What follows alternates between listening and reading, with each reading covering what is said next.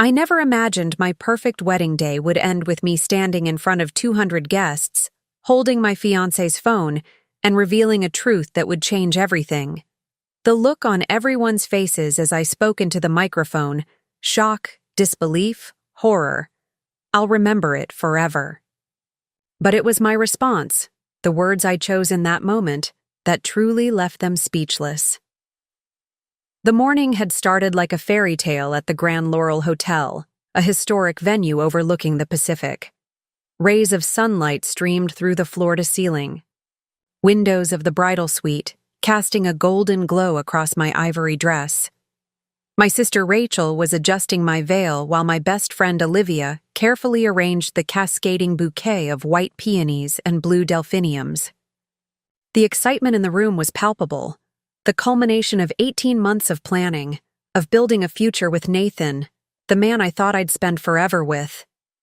We'd met at a charity fundraiser 3 years ago, where he'd charmed me with his wit and genuine interest in my work as an environmental lawyer. Our relationship had blossomed naturally, filled with shared dreams and easy laughter. "You look absolutely radiant," my mother whispered, tears glistening in her eyes as she fastened our family's antique pearl necklace around my neck. The pearls had graced the necks of 4 generations of brides in our family, each one carrying their own stories of love and commitment. The warmth of the moment was interrupted by a gentle knock at the door. It was David, Nathan's best man, his face unusually pale. "Sorry to interrupt, but Nathan's asking for his phone. He says he left it in here earlier while dropping off the wedding bands." I glanced around the room, spotting Nathan's distinctive phone case on the vintage vanity. "Oh, here it is," I said, reaching for the device. As I picked it up, the screen lit up with an incoming call. The name that flashed across it made my blood run cold. My love. I stared at the screen, confusion clouding my mind. Nathan had me saved in his contacts simply as Grace.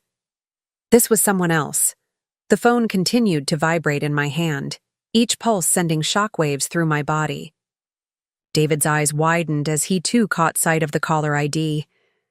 I'll just take that to him," David stammered, reaching for the phone. But I held on to it, my fingers refusing to let go. The call ended, only to be immediately followed by a text message preview that shattered my world.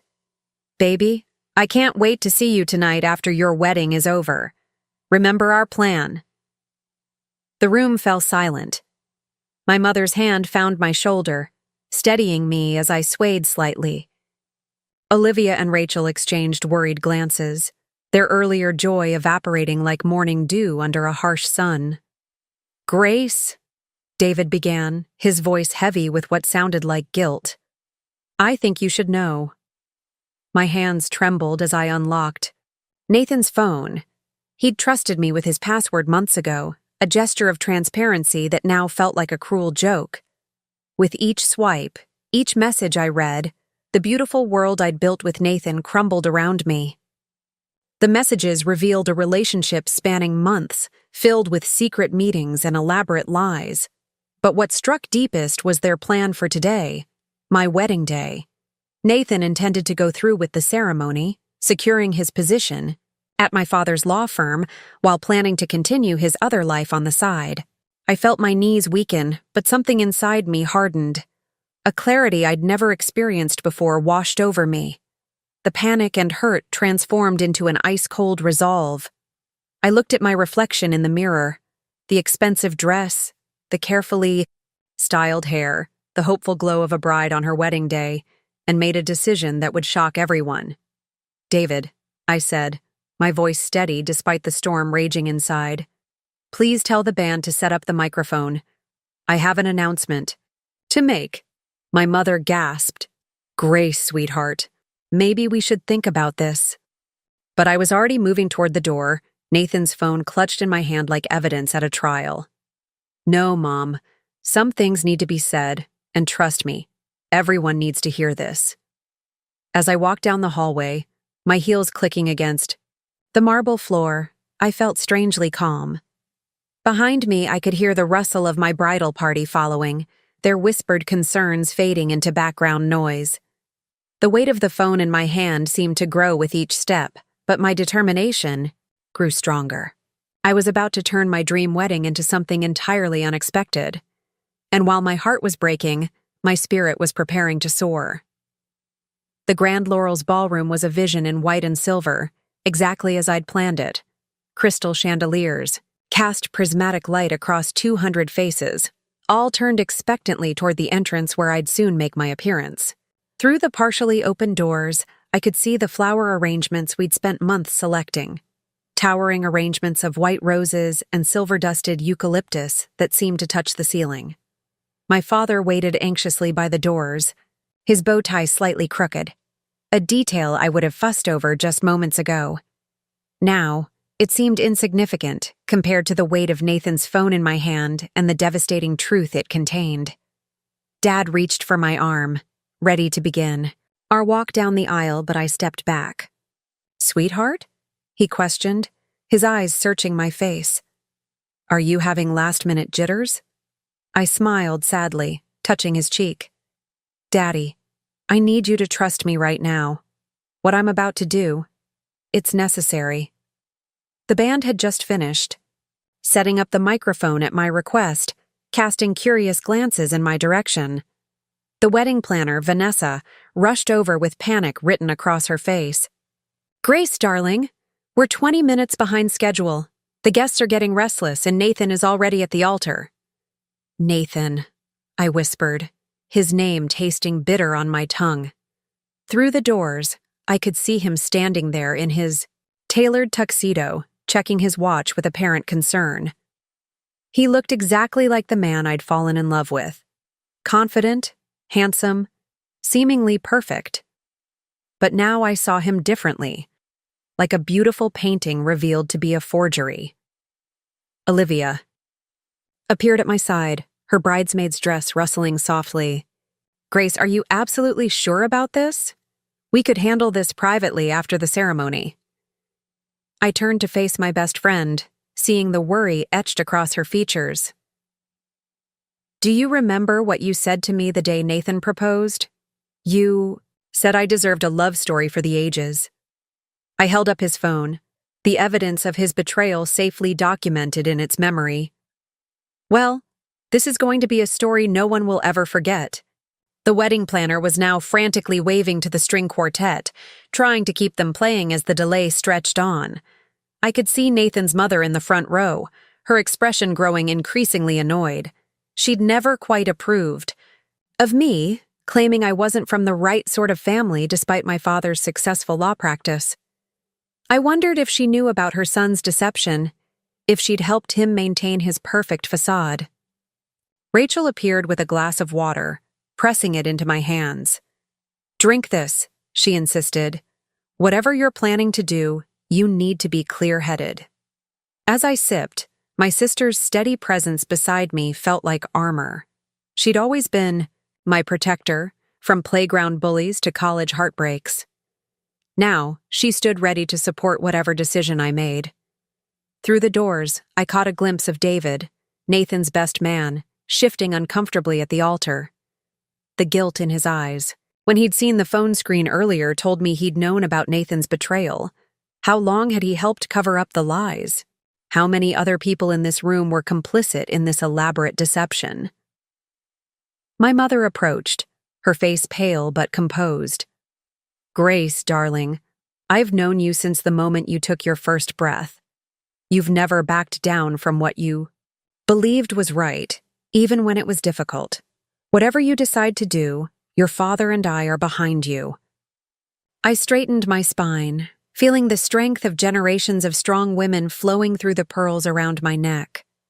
My grandmother had worn these same pearls when she'd left her first fiancé at the altar after discovering his gambling addiction. She'd gone on to meet my grandfather and build a beautiful life.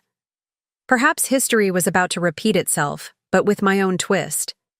The wedding coordinator was now practically dancing with anxiety. "Grace, please, we need to start."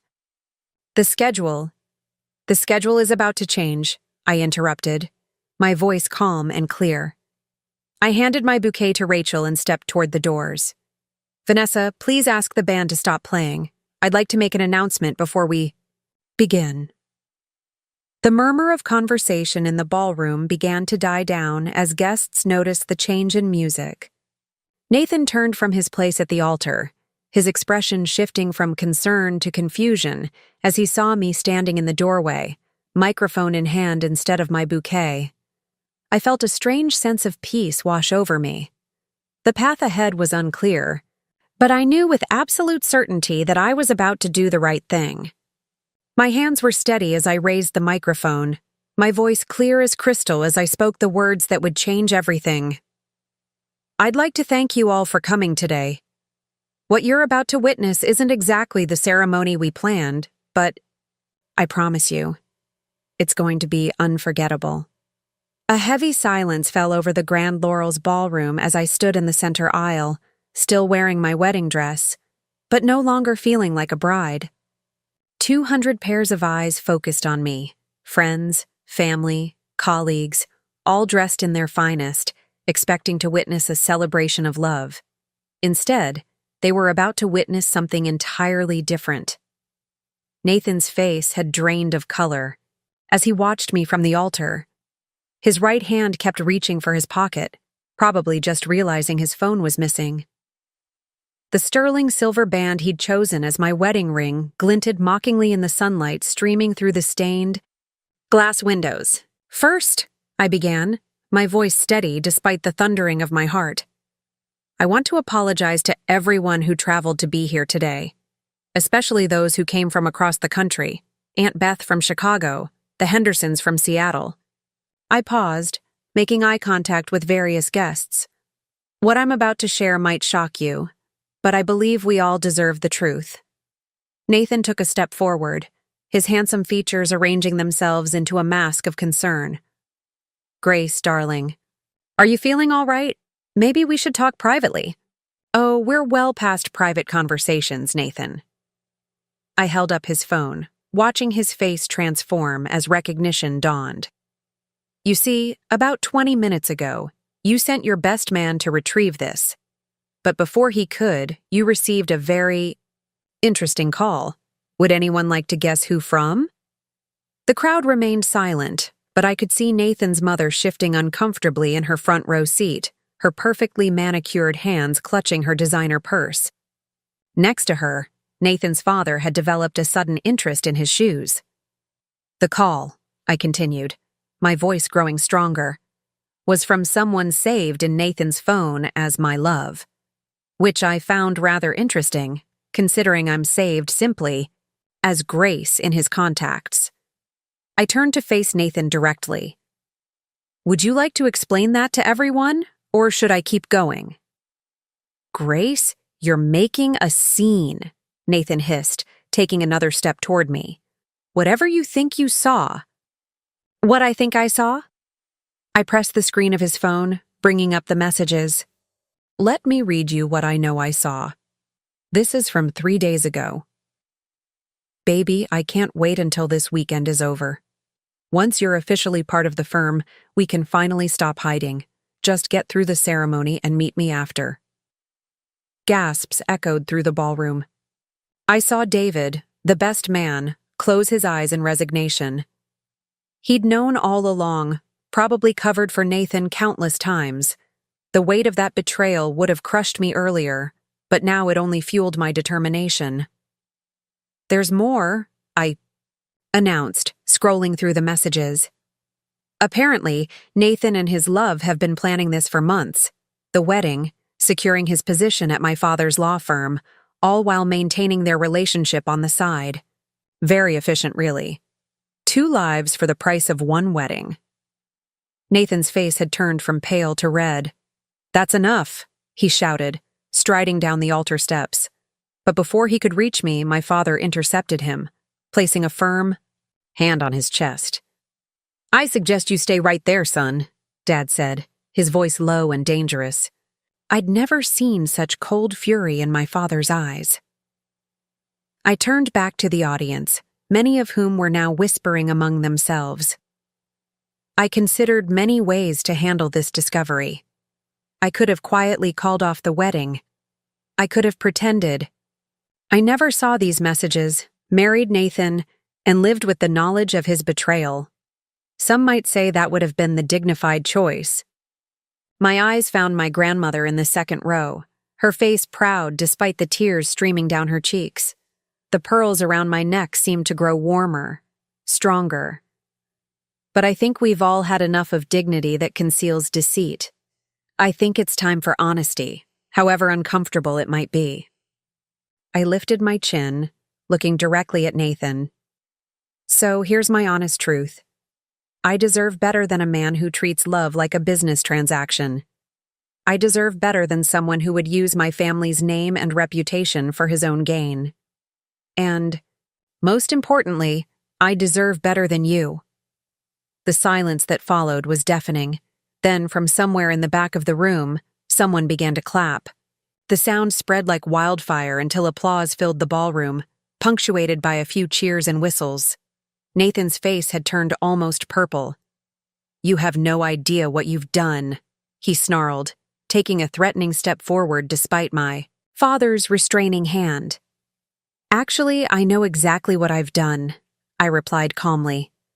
"I've chosen myself.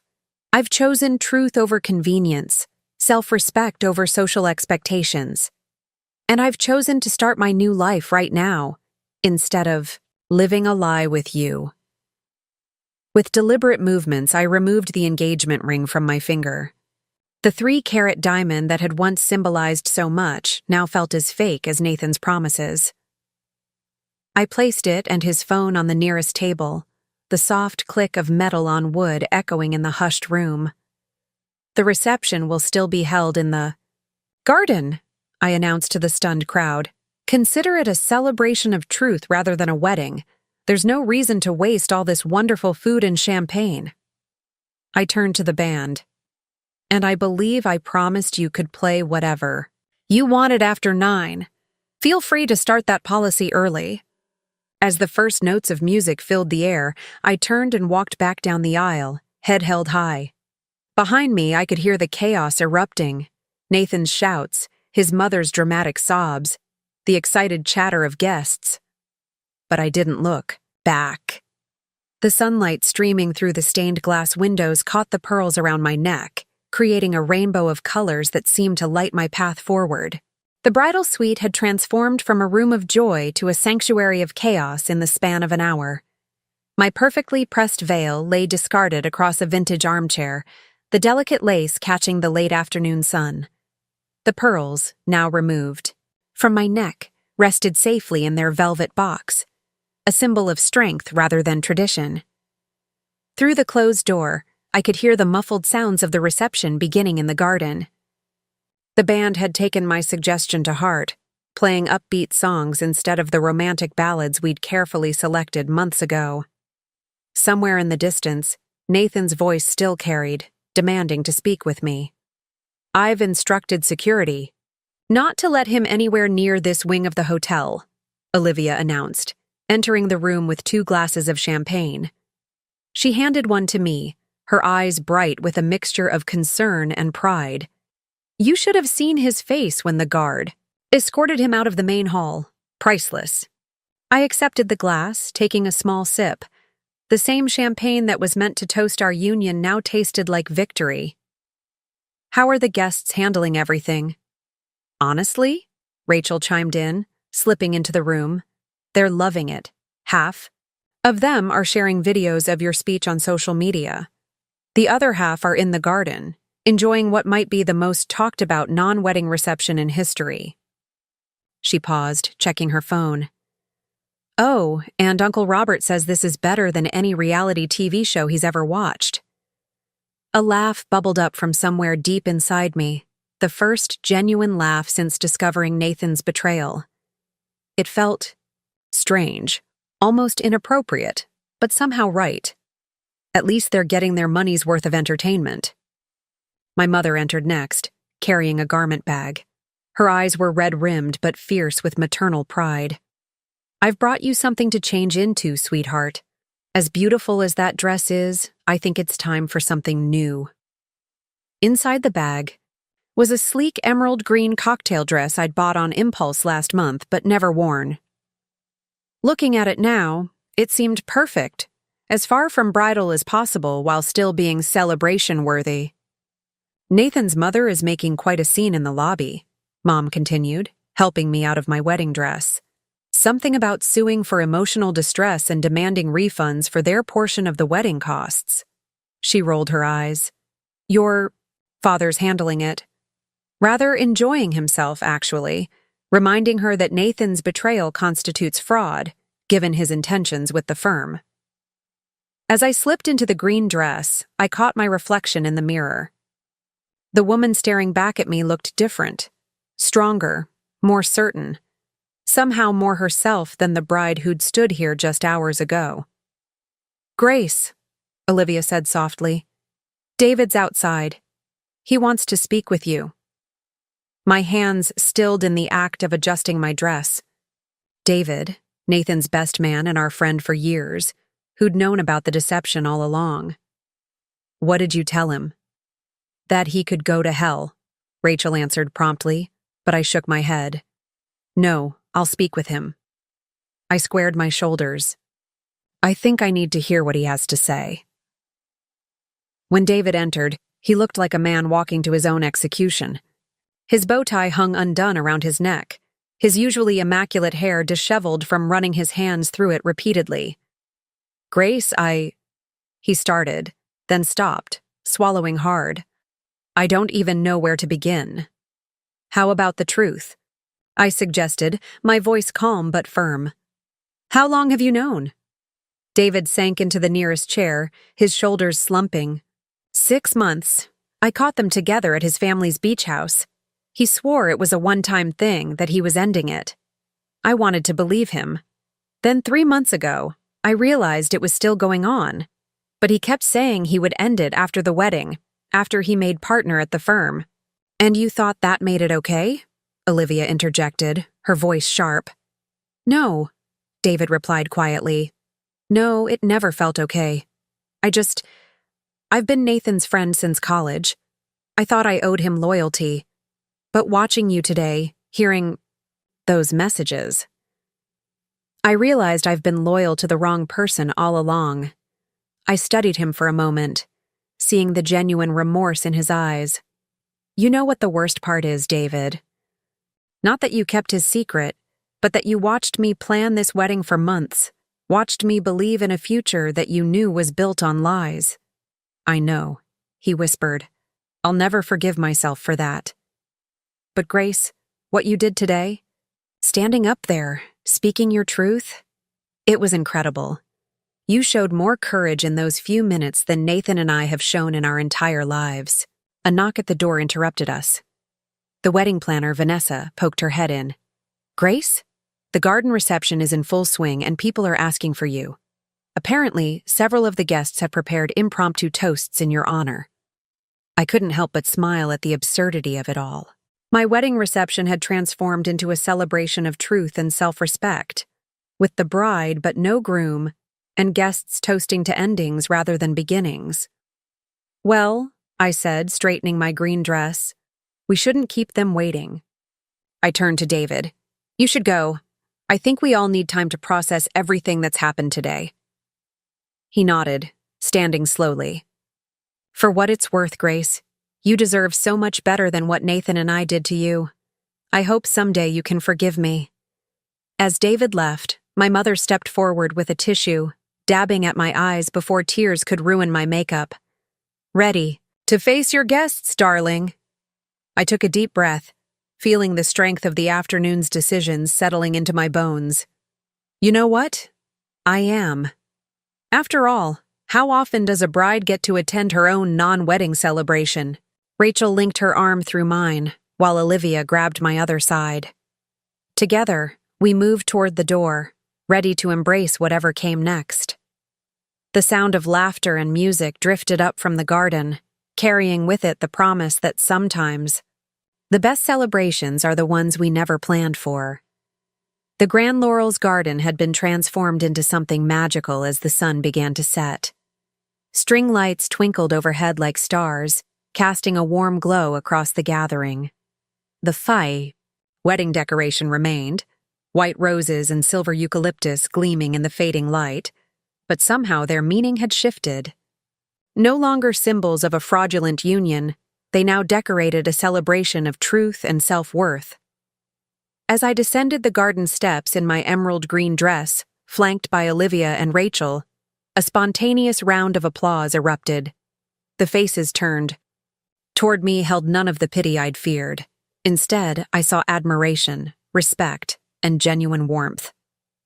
My Uncle Robert raised his champagne glass in a silent toast, while my young cousin Emma beamed at me as if I were some kind of superhero.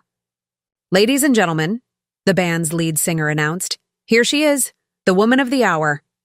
The crowd parted as I made my way through, different voices calling out support. "You're an inspiration, Grace. Now that's what I call courage. Show them what you're made of, girl." I found myself at the center of the dance floor, where the first dance should have taken place. The original song Nathan and I had chosen, Perfect by Ed Sheeran, had been replaced with something upbeat and empowering. The irony wasn't lost on me. "Grace," my father appeared at my side, his bow tie now completely undone, a glass of scotch in his hand. "I just finished dealing with Nathan's family. Let's just say they won't be troubling us with any lawsuits." His eyes twinkled.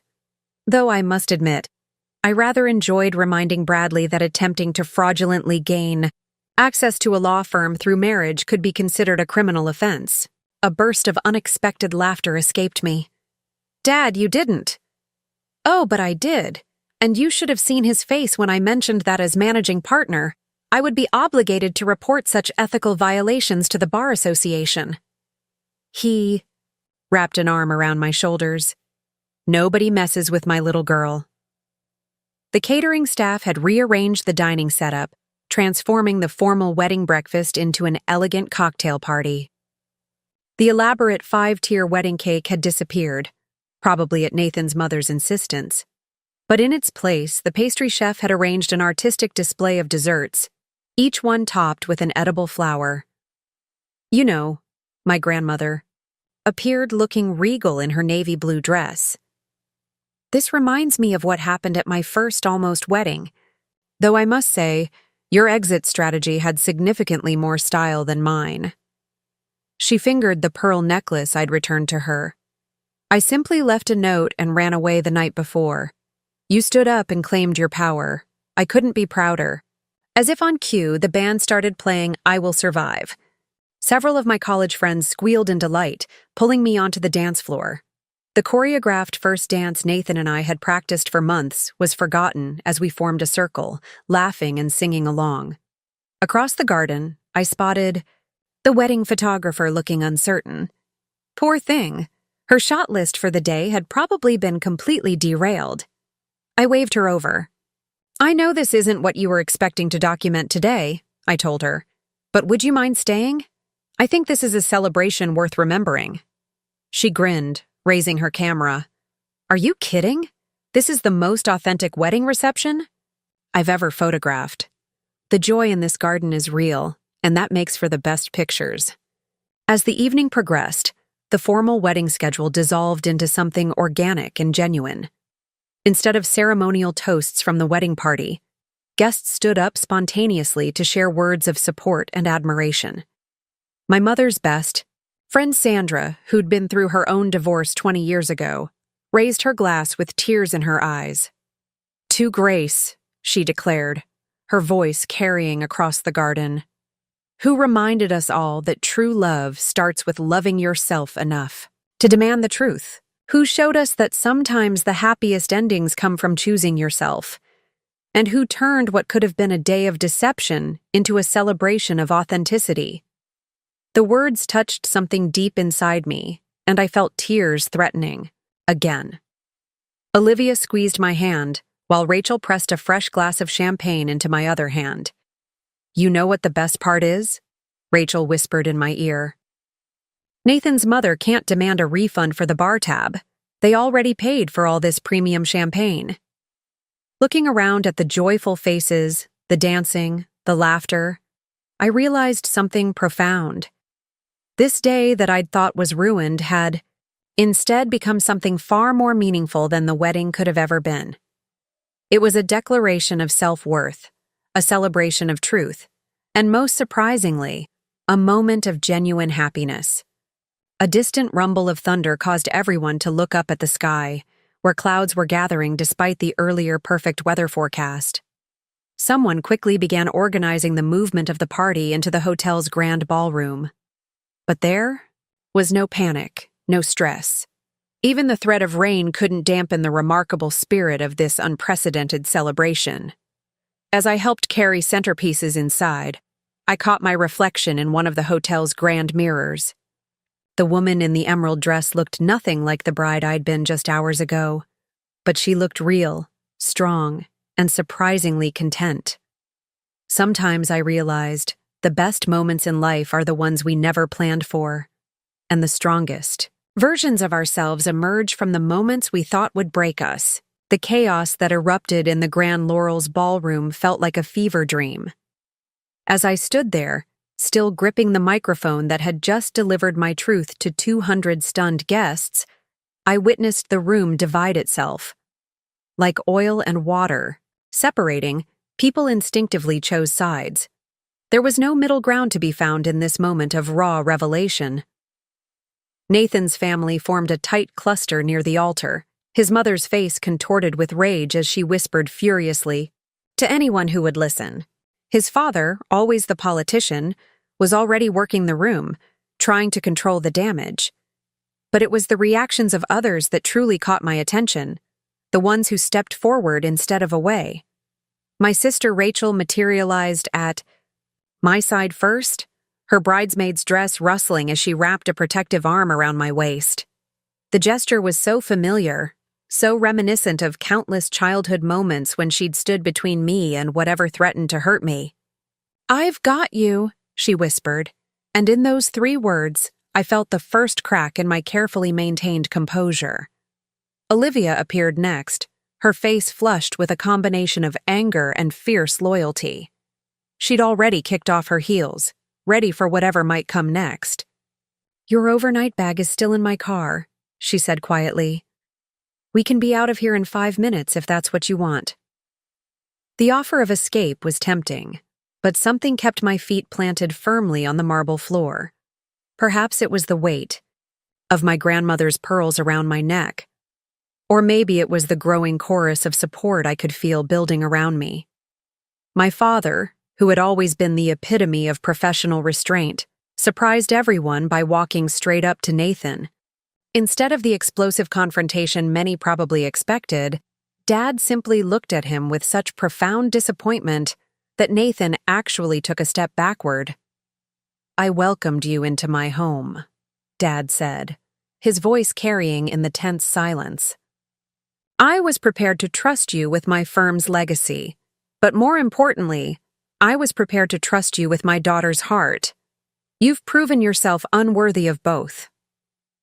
The quiet dignity of my father's words seemed to carry more weight than any shouting could have. I watched as Nathan's face drained of color, the reality of what he'd lost finally beginning to sink in.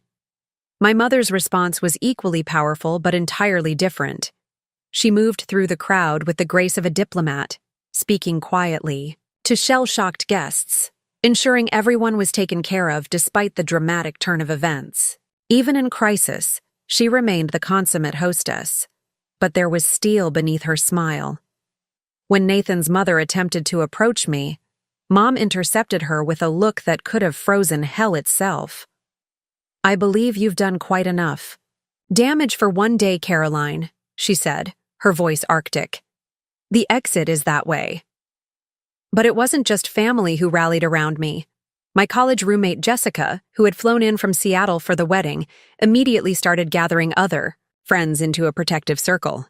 My cousin Emma, barely 16, was furiously typing on her phone, and I later learned she was shutting down the wedding's social media accounts, preventing any nasty comments from Nathan's supporters. Even the vendors, who had no personal stake in this drama, chose sides. The band's lead singer caught my eye and gave me a subtle nod before launching into an impromptu version of I Will Survive, instead of the romantic first dance song we'd planned. The photographer, a woman I'd only met twice before, quietly showed me she'd captured photos of Nathan's angry reaction to my announcement. Evidence, she whispered, in case we needed it later. What struck me most was how many of Nathan's own friends seemed unable to look him in the eye. His college roommate Mark slipped away quietly, leaving an envelope I later found contained a letter of apology. He'd known about the affair but hadn't known how to tell me. Even David, who'd been Nathan's best man and confidant, stood frozen halfway between us, his face a mask of conflict before he finally turned and walked to my side of the room. I should have told you months ago, David said, his voice rough, with emotion. I convinced myself it wasn't my place, that Nathan would come clean on his own. I was a coward, and I'm so sorry, Grace. The weight of all these revelations, these shifting loyalties and emerging truths, threatened to overwhelm me. My carefully constructed walls began to crumble, and I felt tears threatening to spill. But before I could break down, my grandmother appeared, her aged hands cool against my cheeks as she turned my face to meet her eyes. Now listen to me, Grace Elizabeth, she said, using my full name the way she always did in important moments. What you're feeling right now, that mix of humiliation and relief, of grief and freedom, I felt it too, 60 years ago when I left your grandfather's predecessor at the altar. The difference is, you had the courage to speak your truth out loud. You didn't slink away in shame. You stood your ground and demanded better. And that makes you stronger than I ever was. Her words acted like a catalyst, crystallizing something inside me. Yes, my perfect day had shattered, but look at what had risen from the pieces. This incredible network of love and support, this army of people who chose truth over comfort, justice over convenience. Each person who stepped forward to stand with me helped steady my trembling hands. Each word of support helped clear my vision of tears. The irony wasn't lost on me that this moment of crisis had revealed more about love than any wedding ceremony could have. Not the romantic love I'd thought I was celebrating today, but something deeper. The unwavering love of family, the fierce loyalty of true friends, the strength of a community that refuses to be complicit in deception. As I looked around at all these faces turned toward me with concern and support, I realized that while Nathan's betrayal had broken my heart, it had also shown me just how many people were ready to help put it back together. And somehow, that knowledge made me feel not smaller but larger, not weaker, but stronger. I wasn't just a bride whose wedding day had been ruined. I was a woman surrounded by an unshakable support system, discovering that sometimes our worst moments can reveal our greatest strengths. The storm was far from over. I could see that in the way Nathan paced at the edges of the crowd, in the angry whispers of his family, in the shocked faces of guests still processing what they'd witnessed. But for the first time since I'd seen that fateful message on his phone, I knew with absolute certainty that I would weather it. Not alone, but surrounded by a circle of strength I hadn't even known I had. The chaos that erupted in the Grand Laurel's ballroom felt like a fever dream. As I stood there, still gripping the microphone that had just delivered my truth to 200 stunned guests, I witnessed the room divide itself. Like oil and water separating, people instinctively chose sides. There was no middle ground to be found in this moment of raw revelation. Nathan's family formed a tight cluster near the altar, his mother's face contorted with rage as she whispered furiously to anyone who would listen. His father, always the politician, was already working the room, trying to control the damage. But it was the reactions of others that truly caught my attention. The ones who stepped forward instead of away. My sister Rachel materialized at my side first, her bridesmaid's dress rustling as she wrapped a protective arm around my waist. The gesture was so familiar, so reminiscent of countless childhood moments when she'd stood between me and whatever threatened to hurt me. "I've got you," she whispered. And in those 3 words, I felt the first crack in my carefully maintained composure. Olivia appeared next, her face flushed with a combination of anger and fierce loyalty. She'd already kicked off her heels, ready for whatever might come next. "Your overnight bag is still in my car," she said quietly. "We can be out of here in 5 minutes if that's what you want." The offer of escape was tempting, but something kept my feet planted firmly on the marble floor. Perhaps it was the weight of my grandmother's pearls around my neck, or maybe it was the growing chorus of support I could feel building around me. My father, who had always been the epitome of professional restraint, surprised everyone by walking straight up to Nathan. Instead of the explosive confrontation many probably expected, Dad simply looked at him with such profound disappointment that Nathan actually took a step backward. "I welcomed you into my home," Dad said, his voice carrying in the tense silence. "I was prepared to trust you with my firm's legacy. But more importantly, I was prepared to trust you with my daughter's heart. You've proven yourself unworthy of both." The quiet dignity of my father's words seemed to carry more weight than any shouting could have. I watched as Nathan's face drained of color, the reality of what he'd lost finally beginning to sink in. My mother's response was equally powerful, but entirely different. She moved through the crowd with the grace of a diplomat, speaking quietly to shell-shocked guests, ensuring everyone was taken care of despite the dramatic turn of events. Even in crisis, she remained the consummate hostess, but there was steel beneath her smile. When Nathan's mother attempted to approach me, Mom intercepted her with a look that could have frozen hell itself. "I believe you've done quite enough." "Damage for one day, Caroline," she said, her voice arctic. "The exit is that way." But it wasn't just family who rallied around me. My college roommate Jessica, who had flown in from Seattle for the wedding, immediately started gathering other friends into a protective circle. My cousin Emma, barely 16, was furiously typing on her phone, and I later learned she was shutting down the wedding's social media accounts, preventing any nasty comments from Nathan's supporters. Even the vendors, who had no personal stake in this drama, chose sides. The band's lead singer caught my eye and gave me a subtle nod, before launching into an impromptu version of "I Will Survive," instead of the romantic first dance song we'd planned.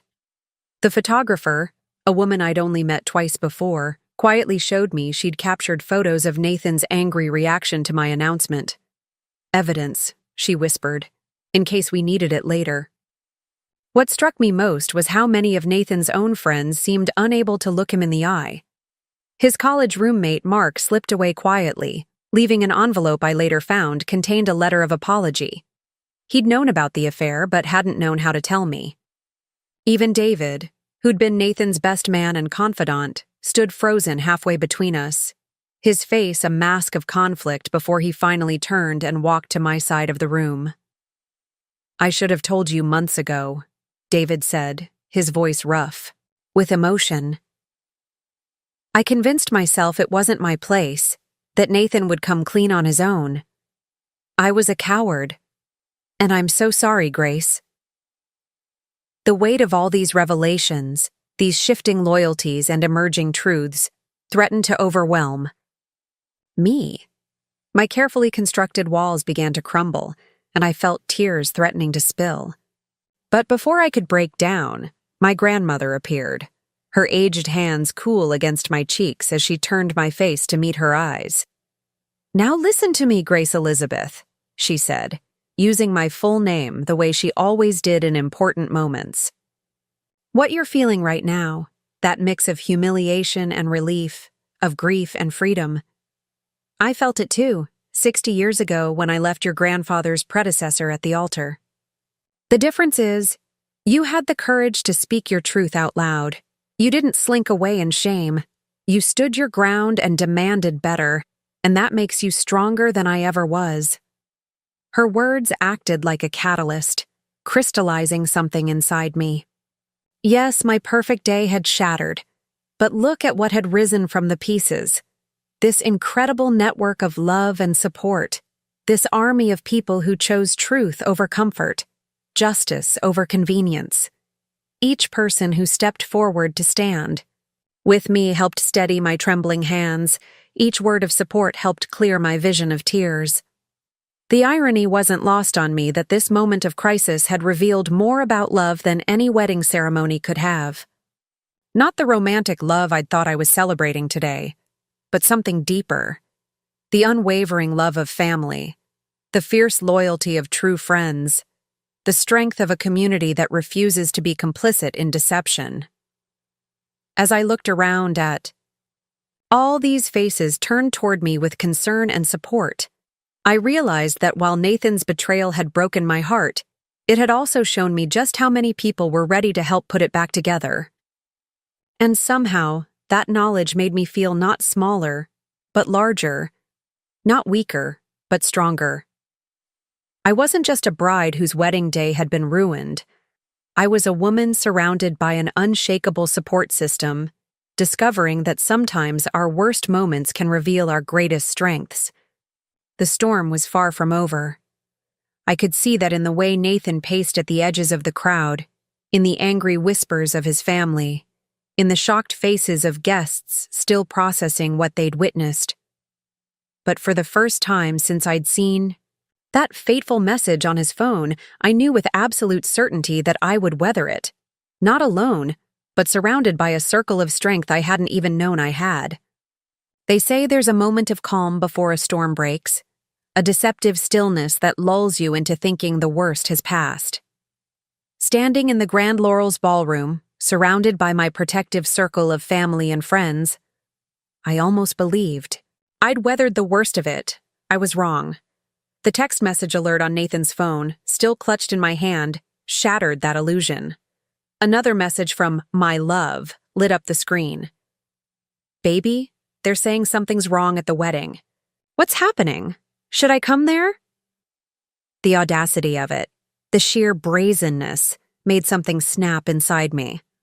All the composure I'd maintained, all the dignity I'd tried to preserve, evaporated in an instant. This wasn't just about Nathan's betrayal anymore. It was about the complete dismantling of everything I thought I knew about my life. "She wants to know if she should come here," I announced, my voice carrying across the now hushed ballroom. "Your other love, Nathan. She's worried about you." The words tasted like poison on my tongue, but I couldn't stop them. "Should we invite her? Make it a real party?" Nathan's face contorted with a rage I'd never seen before. He lunged forward, breaking free from the groomsmen who'd been subtly containing him. "Give me my damn phone, Grace," he shouted, his carefully maintained facade of sophistication crumbling completely. My father stepped between us, but Nathan was beyond reason. "You had no right," he continued, his voice rising to a near scream. "You've ruined everything! Do you have any idea what you've done? The connections, the opportunities, all gone because you couldn't just play your part." Play my part. The words hit me like physical blows.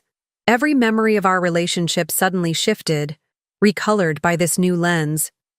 Every romantic gesture, every seemingly spontaneous moment of affection, had they all been calculated moves in his elaborate game? "My part?" I repeated, and I barely recognized my own voice. "Was that all I was to you? A part to play? A stepping stone to the life you really wanted?" "Oh, don't act so shocked," he sneered, and in that moment, I saw him clearly for the first time. "You think your father would have made me partner without this marriage? You think your family's connections didn't matter? We all play our parts, Grace. Some of us are just better at accepting reality." The ballroom erupted in shocked murmurs. My mother gasped. My father's face darkened with a fury I'd never seen before. But it was my grandmother who moved first, stepping forward with such authority that even Nathan took a step back. "Reality?" she said, her voice cutting through the chaos like a blade. "Let me tell you about reality, young man. Reality is that you've just admitted to fraud in a room full of witnesses, many of whom are lawyers. Reality is that you've destroyed not just your relationship, but your entire career in the span of 5 minutes. Reality is that you're finished. In this town. Nathan's face went from red to white in an instant. He looked around the room, seemingly realizing for the first time how many influential people had just witnessed his confession. His father had already left the room, phone in hand, damage control no doubt already in progress. But I barely registered any of it, because another text had come through. Nathan, please answer me. Remember our promises. Remember what we planned. My hand shook as I opened the message thread, scrolling up through months of correspondence. The further I read, the more I felt the floor dissolving beneath my feet. It wasn't just an affair. It was a calculated long-term plan. They had discussed everything: how to secure my father's trust, how to handle the wedding, even how to manage their relationship afterward. My entire engagement had been a carefully orchestrated fraud. There were never going to be any children, were there? I asked, my voice barely a whisper. We had talked about having kids, had even picked out names. That was all part of the act too? Nathan's silence was answer enough. The last thread of what I thought we'd had snapped completely. The weight of it all, the betrayal, the lies, the complete erasure of what I thought was real love, crashed over me like a tidal wave. My knees buckled. Rachel caught me before. I could fall, but nothing could stop the sound that tore from my throat. Part scream, part sob, pure anguish. It echoed off the elegant walls of the ballroom, bouncing back to me like a stranger's pain. Get him out, my father commanded, and several of the male guests moved to comply. Nathan didn't resist this time. Perhaps he realized he'd finally shown too much of his true self, had finally crossed a line that couldn't be uncrossed. As he was led away, he turned back one last time. I did love you, Grace, he said. But the words sounded hollow, rehearsed. Just another line in his ongoing performance. No, I replied, finding strength in the simple truth of it. You loved what I could give you. There's a difference. The doors closed behind him with a final sounding thud.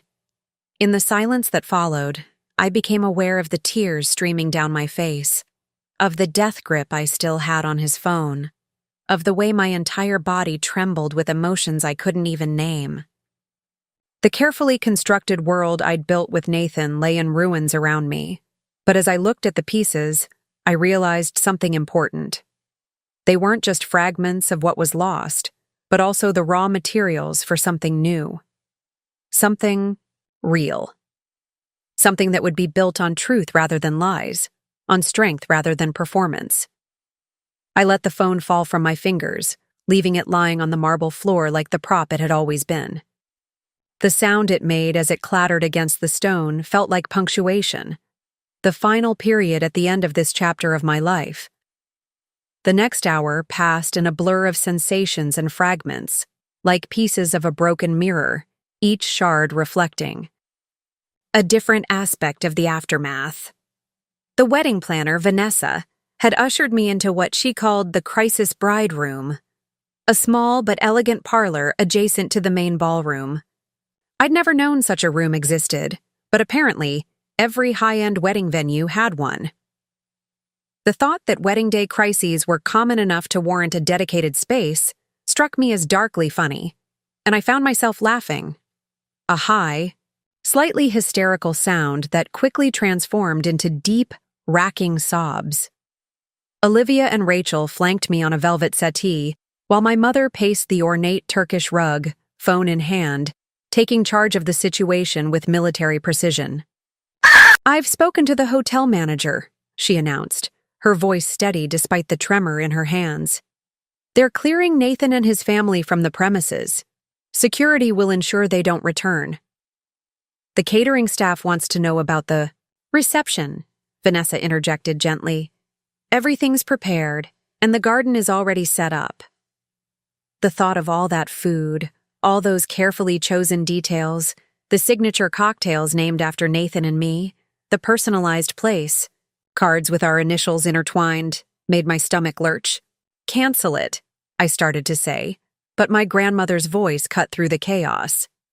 Absolutely not, she declared, settling into a wingback chair with regal authority. That garden reception represents thousands of dollars of your parents' money, and I'll be damned if we let Nathan's betrayal waste a single penny more. She fixed me with the same stern look she'd used when I was a child trying to quit piano lessons. Besides, there's something to be said for facing this head-on. My mother paused her pacing. Mother, surely Grace needs time to— What Grace needs, my grandmother interrupted, is to show everyone that she's not hiding in shame. She has nothing to be ashamed of. She turned back to me. When I left Harold Bishop at the altar 60 years ago, I ran away to my aunt's house in Connecticut and hid for 3 months. It was the biggest mistake I could have made. It let people think I was the one who had something to hide. The room fell silent as I processed her words. Through the window, I could see guests milling in the garden, their formal attire bright against the lush greenery.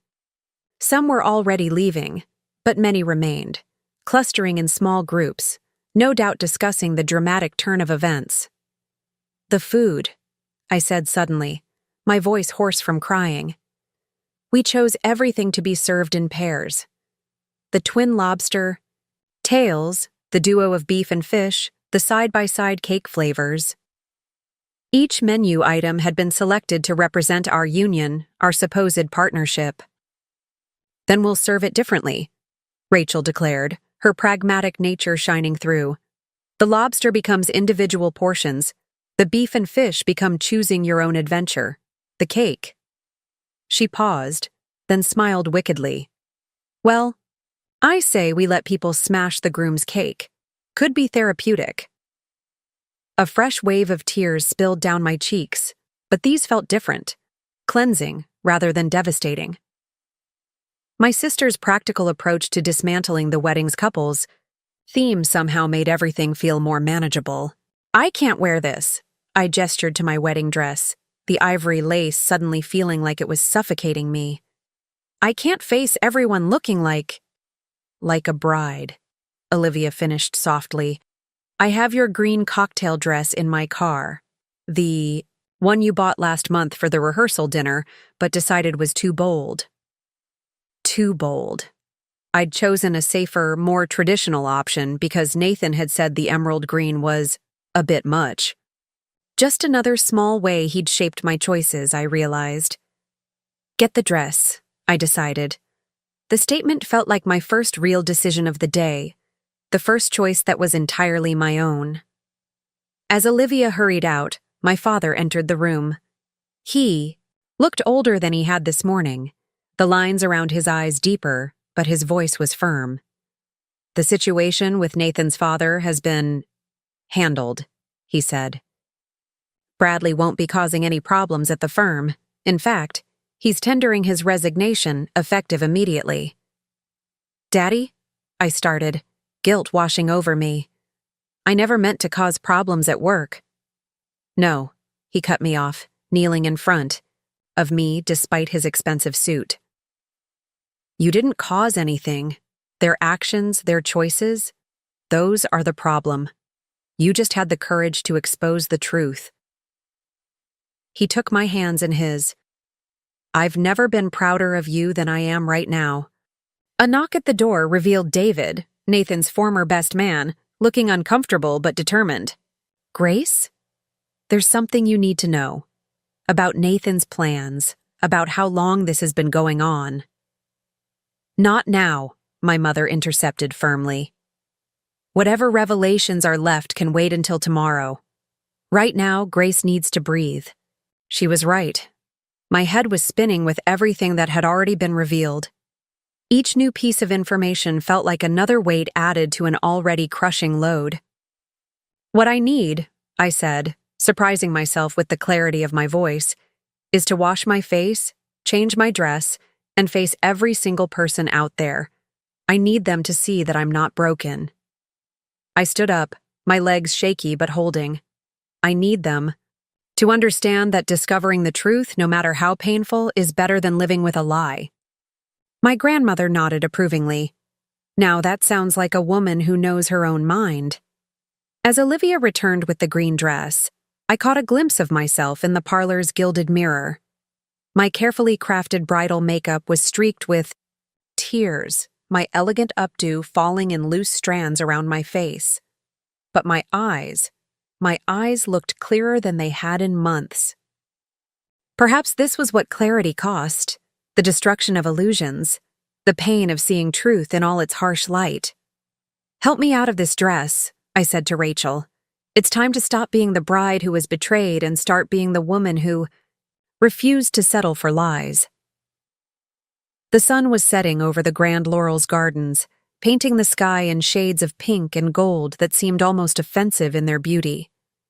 From the private balcony of the Crisis Bride Room, now transformed into my sanctuary, I watched the day fade while wearing my emerald green dress, a symbol of my first true decision of the day. The fabric felt lighter than my wedding gown, both literally and metaphorically, as if changing clothes had somehow helped me shed the weight of expectations I'd been carrying. My mother had managed to clear the room of well-meaning supporters, leaving me alone with my thoughts for the first time since the revelation. The silence felt both terrifying and necessary, like the moment after diving deep underwater when you're not sure which way is up, but you know you need to figure it out. Quickly, I closed my eyes and let the memories wash over me. The first time I met Nathan at that charity fundraiser, the way he'd seemed so genuinely interested in my environmental law work. Had that all been calculated too? Had he already known about my father's firm, about the potential for advancement through marriage? The thought made me physically ill. "I brought you some tea." My grandmother's voice interrupted my spiraling thoughts. I hadn't heard her enter, but there she was, holding a delicate china cup that steamed in the evening air. "And before you say you don't want anything, this isn't a request. Some moments require tea, and this is one of them." She settled into the other balcony chair, her movements deliberate and graceful despite her age. The pearls I'd worn earlier gleamed at her throat, caught in the last rays of sunlight. We sat in companionable silence for a while, the kind of quiet that can only exist between people who share both blood and understanding. "I keep thinking about all the signs I missed," I finally said, my voice barely above a whisper. The late-night work calls that he'd take in another room, the way he'd get defensive if I dropped by his office unexpectedly. Even the fact that he never wanted me to post pictures of us on social media. He said it was about privacy, but now I wonder. "Now you wonder if his other life would have seen them," my grandmother finished. "It's a peculiar form of torture, isn't it? This looking back, this re-examining of every moment, trying to pinpoint exactly where the lie began." "Did you do this, too, after Harold Bishop?" She smiled, but it held more wisdom than humor. "Oh, yes. For weeks after I left him, I tortured myself with every memory, every interaction. I was convinced that if I could just identify the moment where things went wrong, somehow that would make the pain more bearable." She paused, taking a sip of her own tea. "It doesn't, of course. The past doesn't change just because we understand it better." Below us, the garden reception was underway, transformed from a wedding celebration into something else entirely. The sound of laughter drifted up, not the polite, formal laughter of a wedding, but something more genuine, almost rebellious. "Listen to that," my grandmother said, nodding toward the sound. "Every person down there is celebrating your courage, not mourning your loss. Do you understand how remarkable that is?" I thought about it, about how this day could have gone differently. "I could have gone through with it," I admitted. "When I saw that message, I could have pretended I hadn't. Could have walked down the aisle, said my vows, lived with the knowledge." "But you didn't." "No." The word felt strong on my tongue. I couldn't. Not just because of the betrayal, but because I deserve better than a life built on lies. My grandmother reached across the space between us and gripped my hand. Her skin was paper thin with age, but her grip was strong. "There it is," she said softly. "That's the moment I've been waiting for." "What moment?" "The moment you stopped thinking about what you lost and started thinking about what you deserve." She squeezed my hand. "It's the difference between being a victim of circumstance and being the author of your own story." A fresh wave of tears spilled down my cheeks, but they felt different from the ones I'd shed earlier. These weren't tears of loss or humiliation, but of recognition, of seeing myself clearly for perhaps the first time in years. I let myself become smaller, I realized, the words coming slowly as the truth crystallized. Not just with the dress today, but in so many ways. I stopped taking on controversial environmental cases because Nathan said they might affect his career prospects. I dropped my plans for opening my own practice because it didn't fit with his timeline. I even changed how I laughed because he once said my real laugh was too loud. My grandmother's face hardened. Men like Nathan and Harold Bishop before him, they don't want partners. They want accessories. Pretty, accomplished accessories that make them look good without outshining them. She set down her teacup with a decisive clink. "But you, my dear, were never meant to be an accessory." The truth of her words resonated deep in my bones. I thought about the cases I'd wanted to take on, the changes I'd wanted to fight for.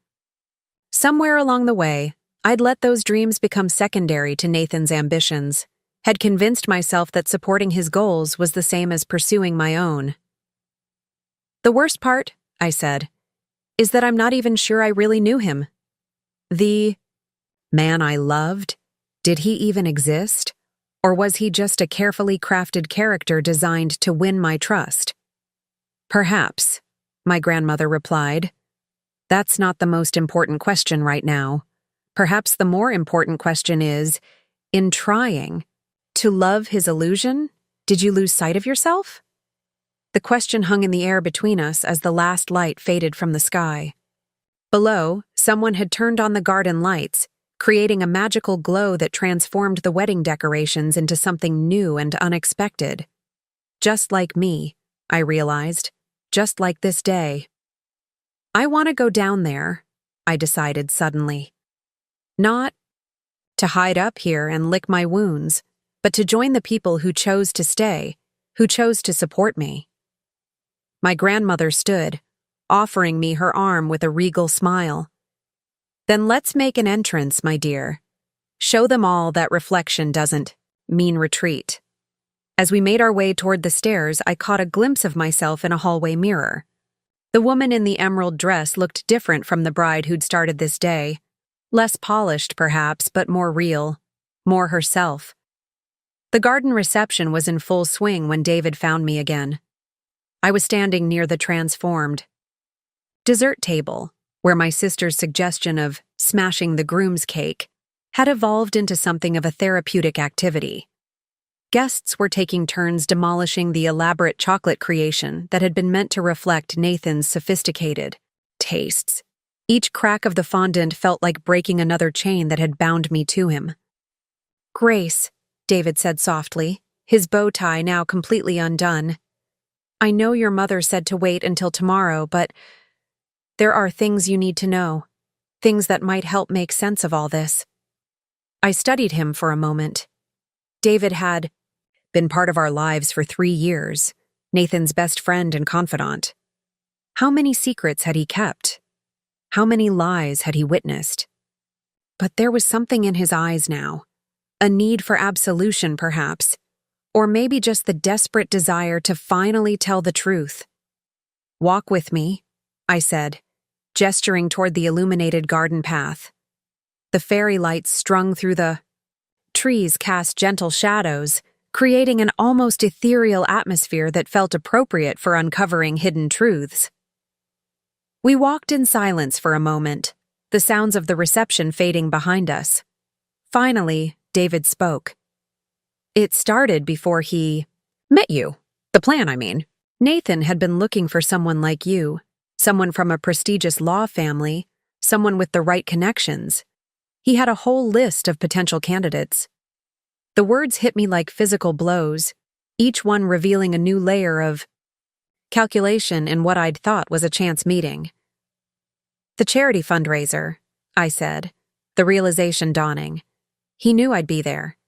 David nodded, unable to meet my eyes. He'd done his research, knew you were passionate about environmental law, knew you'd be at that particular event. He spent weeks studying your cases, your public statements. He wanted to be able to engage you in meaningful conversation about your work. My stomach churned.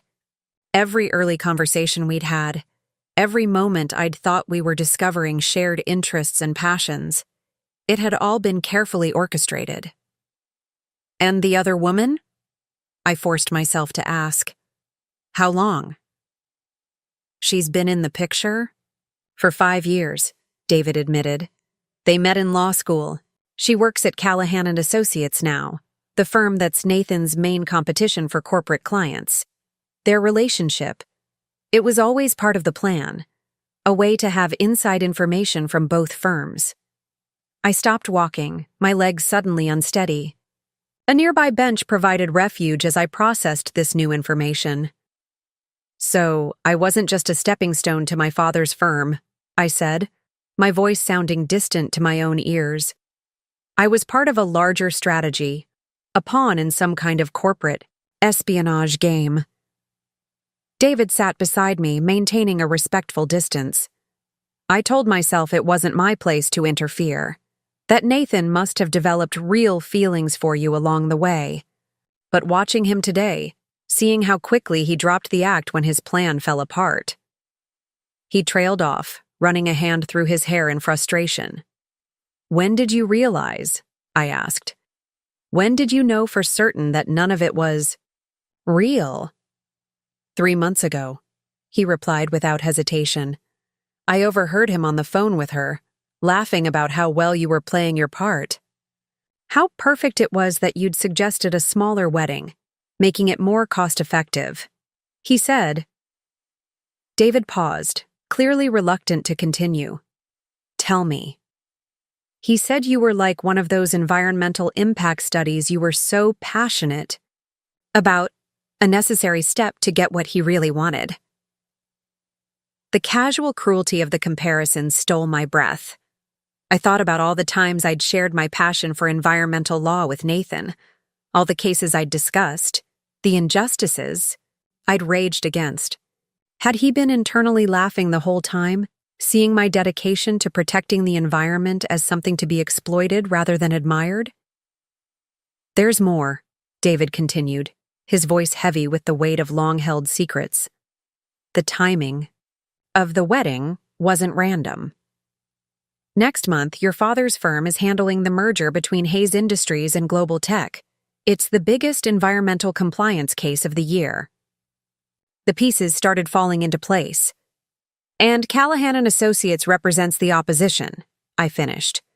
So, between me and his girlfriend, Nathan would have had access to both sides of the case, inside information that could be worth millions. David pulled out his phone, scrolling through messages. I have proof, conversations, emails. I've been gathering evidence for weeks, trying to decide what to do with it. I stared at him, a new understanding dawning. You left those messages unsealed on his phone on purpose, didn't you? You made sure I would see them today. He nodded slowly. I couldn't bring myself to tell you directly, coward's way out, I know. But I figured if you saw it yourself, on today of all days, I would have no choice but to act, I finished. The realization should have made me angry. David had orchestrated my discovery of the truth in a way that would cause maximum drama. But somehow, I felt oddly grateful. The public nature of the revelation had forced me to be strong, had prevented me from trying to hide the truth or make excuses for Nathan's behavior. For what it's worth, David said, standing up and pulling a USB drive from his pocket. I've copied everything here. Emails, messages, recorded conversations, everything that proves what they were planning. It's yours to do with as you see fit. He placed the drive on the bench between us. Consider it a wedding present, just not the one I originally planned to give. I picked up the drive, its small weight feeling impossibly heavy with the truth it contained. Why now? I asked. Why not weeks ago, before all of this? David looked out over the darkened gardens, his profile lit by the string lights. Because 3 months ago, when I first realized the full scope of his plan, Nathan told me something. He said that after the wedding, after he made partner, he was going to make sure you focused on more appropriate cases. No more environmental crusades, no more fighting corporate interests. He was going to redirect your career to suit his needs. He turned back to me, his face etched with regret. That's when I knew I had to stop it.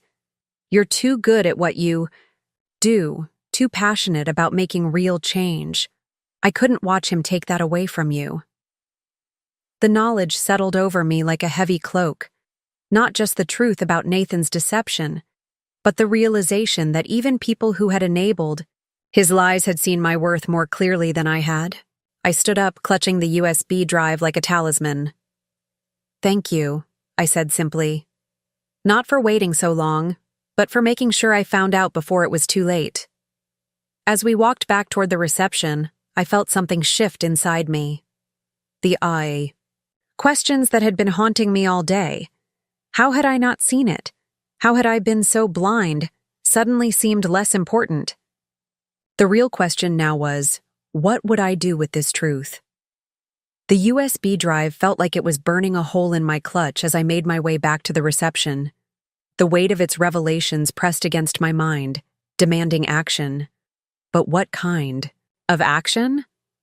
The lawyer in me, the real me, not the diminished version I'd become, was already cataloging possibilities, strategies, consequences. I found myself drawn to the small meditation garden adjacent to the main reception area. It had been one of the reasons we'd chosen the Grand Laurel as our venue, though Nathan had dismissed it as a bit too zen for his tastes.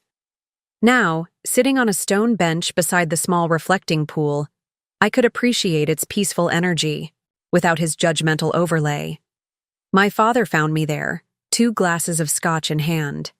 He'd loosened his bow tie and rolled up his sleeves, a rare sight for a man who believed in maintaining appearances at all costs. Thought you might need this, he said, offering me one of the glasses. I accepted it, watching the amber liquid catch the light from the paper lanterns overhead. David told me everything, I said. About Nathan's plan, about the Hayes Industries merger, all of it. Dad's sharp intake of breath was the only indication of his surprise. That explains Bradley's rapid resignation, he said after a moment. He must have known the whole house of cards was about to collapse. The thing is, I continued, taking a small sip of scotch, I keep thinking about the cases I've handled, the times I've represented communities fighting against corporate environmental violations. How many times I've seen companies try to manipulate the system, try to buy their way out of responsibility. I turned to face my father fully. I've spent my career fighting against exactly the kind of corruption Nathan was planning to facilitate. Grace. No, let me finish. I stood up, energy suddenly coursing through me. All this time, I've been handling individual cases, fighting one battle at a time. But what Nathan and Callahan and Associates were planning, using personal relationships to gain insider information, manipulating environmental compliance cases, it's not just about one merger. It's about a systemic problem in how environmental law is practiced. My father's eyes narrowed slightly, recognition dawning. You're thinking about the Independent Oversight Committee position. He was right. 6 months ago, I'd been offered a seat on the State Environmental Law Oversight Committee, a newly formed body designed to investigate and prevent corruption in environmental law practices. I'd turned it down because Nathan had convinced me it would take too much time away from building our life together. "The position is still open," I said. "Sarah Martinez told me last week they haven't found the right candidate." I began pacing the small garden, ideas flowing faster than I could process them. With what's on this drive, with what I know now about how firms like Callahan manipulate environmental compliance cases, I could make real change. Not just fight individual battles, but help reshape the entire system. My father took a thoughtful sip of his scotch. "It's a big step. The committee position would mean leaving the firm." "I know." I stopped pacing, facing him directly. "And I know how much it meant to you, having me join the family practice. But Dad, I think this is why everything happened the way it did. Today. This is why I needed to see the truth before it was too late." To my surprise, a smile spread across my father's face. "Grace, when you were 5 years old, you organized a protest because the neighborhood kids were throwing trash in Mrs. Henderson's koi pond. You made signs, recruited other children, even wrote a letter to the homeowners association." He stood up, placing his hands on my shoulders. "You've always been a fighter for what's right. I just got caught up in the idea of legacy, of passing on the firm to you. But maybe your legacy needs to be something entirely your own." Tears pricked at my eyes, but these were different from the ones I'd shed earlier. These were tears of recognition, of being seen, truly seen, by someone who loved me. "The committee meets in Washington," I said softly. "I'd have to move." "Then move." His voice was firm. "Start fresh. Show them all what Grace Chen can do when she's fighting at full strength." He glanced back toward the reception. "But maybe make the announcement tomorrow. I think your mother can only handle one major life change per day." A laugh bubbled up from somewhere deep inside me. Real laughter, not the polite chuckle I'd trained myself to use around Nathan. "I need to make some calls," I said. "Sarah's number is still in my phone, and if I remember correctly, the committee has an emergency session next week about the Hayes Industries merger." "Use my office," Dad offered. "It's quieter than out here." He pulled a key from his pocket. The key to his private office in the Grand Laurel's business center, where he'd been planning to handle any last-minute wedding day legal emergencies. The irony wasn't lost on either of us. As I turned to go, he called after me. "Grace, I'm proud of you, not just for what you did today, but for what you're about to do." I clutched the USB drive tighter, feeling its edges press into my palm. The truth it contained was no longer just evidence of betrayal. It was ammunition for change, a tool for transformation. Nathan had intended to use my passion for environmental law against me, to manipulate it for his own gain. Instead, he'd inadvertently given me the key to making the kind of impact I'd always dreamed of. Standing in that peaceful garden, wearing a green dress that symbolized my first act of rebellion, I felt more certain of my path forward than I had in years. The day had started with me preparing to say "I do" to a future built on lies. It would end with me saying "I will" to a future of my own choosing. My father's office in the Grand Laurel's business center was exactly what you'd expect. Leather chairs, mahogany desk, law books lining the walls. It was a space designed to project authority and tradition. But as I sat at his desk, phone in hand and the USB drive plugged into his laptop, I felt anything but traditional. "Sarah, it's Grace Chen." I was surprised by how steady my voice. "And yes, I know it's my wedding day. Actually, that's part of why I'm calling." Over the next 20 minutes, I laid out everything: the corruption I'd uncovered, the planned manipulation of the Hayes Industries merger, the systematic abuse of environmental compliance procedures. I could hear Sarah Martinez, head of the State Environmental Law Oversight Committee, shuffling papers on her end of the line, her occasional sharp intakes of breath telling me she understood the magnitude of what I was revealing. "Grace," she said when I finally finished, "this is explosive. The implications for environmental law practice across the state, possibly the country. She paused. The committee position is yours if you want it, but you need to understand. Once you take this step, there's no going back. You'll be making enemies of some very powerful people. I looked down at my emerald green dress, at the way it caught the light from the desk lamp. I understand completely, and I'm ready. More than ready. The emergency session about Hayes Industries is Wednesday morning. Can you be in Washington? By then? 4 days. 4 days to pack up my life, arrange for a temporary place to stay, prepare my presentation for the committee. It should have felt overwhelming. Instead, it felt like freedom. I'll be there. As I hung up the phone, a soft knock at the door made me look up. Olivia stood in the doorway, holding a bottle of champagne and 2 glasses. Your mom said you were in here plotting something. Thought you might need reinforcements. I waved. Her in, watching as she settled into one of the leather chairs and poured us each a glass. I just accepted the committee position, I told her. I'm moving to Washington next week. Instead of the surprise I expected, Olivia just smiled. About time, she said, raising her glass. I've had a go bag packed for you in my trunk for the past 3 months. You what? Grace, honey, I love you, but you've been dimming your own light for way too long. I knew eventually you'd remember who you really are.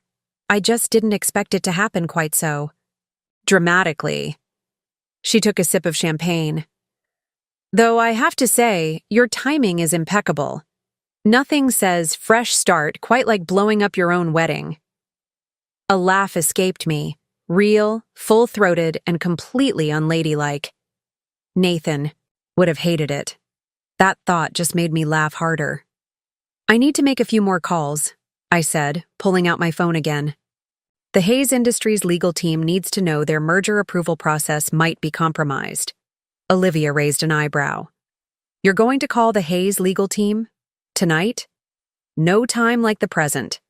I started dialing, then paused. You know what's funny? 3 hours ago, I was supposed to be having my first dance as Mrs. Nathan Porter. Instead, I'm about to throw a wrench into a multi-million-dollar merger and probably make myself the most hated person in corporate environmental law. Sounds like a much better evening plan to me, Olivia grinned. Want me to stay for moral support? I shook my head. No, this I need to do alone, but could you tell my mom I'll need help packing up my apartment tomorrow, and maybe see if Rachel can start looking at short-term rentals in Washington? Already on it, Olivia said, standing up. Rachel's got 3 possibilities lined up, all walking distance from the committee offices. And your mom's already called her friend at Washington National Cathedral about joining their environmental ministry committee. She paused at the door. We all knew you were meant for bigger things, Grace. We were just waiting for you to remember it too. After she left, I turned back to the laptop, where I'd been reviewing the evidence from the USB drive. The scope of the corruption was staggering, not just Nathan's planned manipulation of the Hayes Industries merger, but a whole network of similar schemes, all designed to help corporations bypass environmental regulations. My phone buzzed with a text from Nathan. You have no idea what you're doing. This isn't just about us anymore. Think about your career. For the first time, since I'd seen that fateful message on his phone this morning, I felt no pain reading his words, no twist of heartache or regret. Instead, I felt something that surprised me. Gratitude. His betrayal had set me free, not just from a fraudulent marriage, but from all the compromises and concessions I'd been making. I typed out a response. You're right. This isn't about us. It's about something much bigger. And as for my career, watch me. Then I blocked his number. Standing up, I smoothed down my dress and gathered the USB drive and my notes. The reception was still going on outside. I could hear the music floating up from the garden. My non-wedding celebration had transformed into something else entirely, a launch party for my new life. As I headed for the door, I caught my reflection in the window. The woman looking back at me wasn't a victim or a jilted bride. She was a warrior preparing for battle, a phoenix rising from the ashes of what was supposed to be her perfect day. And she was smiling. Dawn broke over the city 3 days later, painting the sky in shades of pink and gold that reminded me of the wedding that wasn't. I stood in my half-packed apartment, coffee in hand, watching the sunrise through windows that no longer held. The curtains Nathan had insisted would pull the room together. The space felt different now, emptier, but somehow fuller of possibility. The past 72 hours had been a whirlwind of activity. My mother, ever the efficient crisis manager, had orchestrated a team of friends and family to help pack up my life. Every drawer opened, every closet sorted had revealed another way Nathan had subtly reshaped my world. The clothes I'd stopped wearing because they were too bold. The books he'd suggested I move to storage because they cluttered the aesthetic. The art pieces I'd loved but had taken down because they didn't fit his vision of sophistication. "What do you want to do with these?" Rachel asked, holding up a stack of legal journals. They were filled with my notes and annotations from cases I'd wanted to pursue. Environmental justice cases that Nathan had discouraged me from taking on because they weren't career-advancing enough. "Those are coming with me," I said firmly. "Actually, put them in my carry-on. I want to review them on the flight." My sister nodded approvingly. "Now that sounds like the Grace I remember. The one who used to stay up all night building cases to protect endangered habitats." The sound of a key in the lock announced Olivia's arrival. She burst in carrying 3 garment bags and wearing a determined expression. "Okay, I've got your power suits for the committee meetings, casual business wear for day-to-day, and 1 knockout dress for when you inevitably end up being interviewed. About taking down corporate environmental corruption." "I haven't taken down anything yet," I reminded her, but she waved off my protest. "Please. I saw your face when you were making those calls the other night. You're not just going to serve on this committee, you're going to revolutionize it." She hung the garment bags carefully before turning to face me. "Oh, and I stopped by your office at the firm. You should see Bradley Porter's face every time he has to walk past your empty office. It's like he's swallowed something particularly unpleasant." The mention of Nathan's father brought an unexpected wave of emotion, not regret or sadness, but a fierce determination. I thought about all the times he'd patronizingly praised my little environmental cases while pushing for Nathan's advancement. How many other talented lawyers had been pushed aside, their passions dismissed in favor of corporate interests? A knock at the door revealed David, looking somewhat uncertain, but carrying a box of files. "These are copies of everything related to the Hayes Industries merger," he said, "including some things that weren't exactly officially documented." I accepted the box, noting how our interaction felt different now, not the awkward tension of shared guilt, but the professional exchange of allies working toward a common goal. "Thank you. This will help with my presentation to the committee tomorrow." "Grace," he hesitated. "Nathan's been asking questions about the USB drive, about what you're planning. He's worried." "Good," I replied, surprising myself with the steel in my voice. "He should be." The rest of the morning passed in a blur of packing tape and bubble wrap, of sorting through the physical remnants of a life I was leaving behind. My mother appeared around noon, carrying lunch and a determined expression. "The movers will be here at 4, she announced, setting out containers of my favorite Thai food. "Your father's arranged for your car to be transported to Washington. The short-term rental Rachel found is furnished, but we've arranged to have some of your favorite pieces shipped once you find a permanent place." She paused, studying my face. "How are you feeling?" I considered the question carefully. "Lighter," I finally said. "Like I've been carrying this heavy weight of expectations and compromises, and I'm finally setting it down." "You know," my mother said softly, "when you were little, you used to tell everyone you were going to save the world. You had such big dreams, such fierce convictions. Then somewhere along the way—" I started dreaming smaller, I finished, making myself fit into someone else's version of success. And now? I walked to the window, looking out at the city I'd called home my entire life. Now I'm dreaming big again, but this time, they're my dreams, my goals. No compromises. The afternoon brought more helpers, cousins, friends, even a few colleagues from the firm who'd chosen to align themselves with my cause rather than Nathan's. Each person who showed up with boxes or packing tape felt like a confirmation that I wasn't just running away from something, but running toward something bigger. As the movers began loading boxes into their truck, I found myself in my bedroom, now stripped of everything except the memories. The wedding dress still hung in its garment bag in the corner. I hadn't been able to face dealing with it yet. Olivia found me staring at it. Without a word, she unzipped the bag and pulled out the dress. "You know," she said thoughtfully, "there's a women's shelter downtown that takes wedding dress donations. They sell them and use the money to help women start new lives." She met my eyes in the mirror. Seems fitting, doesn't it? I touched the delicate lace one last time, remembering how it had felt like armor that morning, before everything changed. "Perfect," I said. "Let's do it now, before we head to the airport."